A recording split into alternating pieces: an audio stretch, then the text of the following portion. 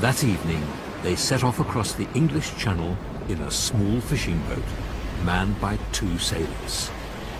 Before daybreak, a huge storm rose. They feared for their lives as the rolling waves crashed into their boat.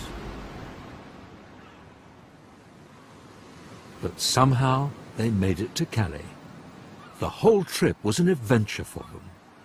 Heading for a fashionable resort in Switzerland, they travelled along the Rhine, where they heard the strange story of Conrad Dippel, an anatomist who had dabbled in the dark arts. They say he used to steal bodies out of graveyards and inject them with a strange concoction, blood and bone, I believe, to bring them back to life. It is all legend, Mary. All nonsense.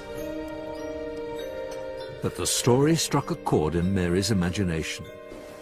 In English, the castle said to be Conrad Dippel's birthplace was the Rock of the Franks. In German, that's Burg Frankenstein. Mary had found the name for the story she would later write about the doctor who brought the dead back to life.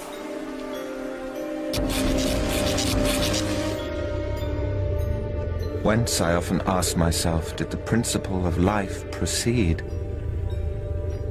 I beheld the corruption of death succeed the bloom of life. I saw how the worm inherited the wonders of eye and brain. Conrad Dippel and the experiments Mary had heard of as a child haunted her imagination. The controversial anatomist Luigi Galvani had performed a famous public experiment which brought a new word into the language: to galvanize, to give life to. This is very much a dead frog.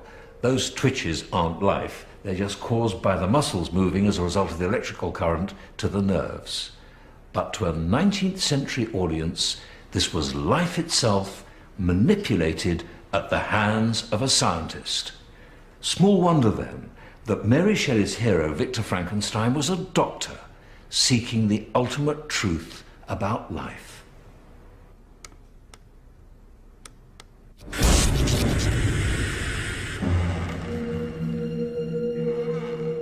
At the turn of the 19th century, medicine was not the respected profession it is today.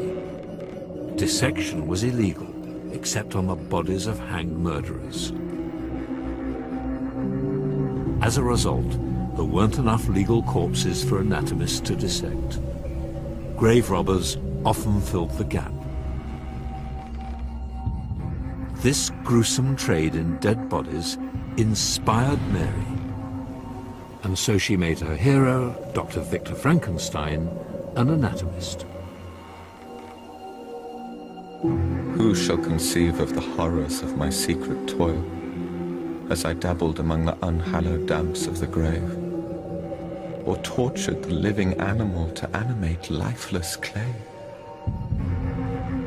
I collected bones from charnel houses and disturbed with profane fingers the tremendous secrets of the human frame.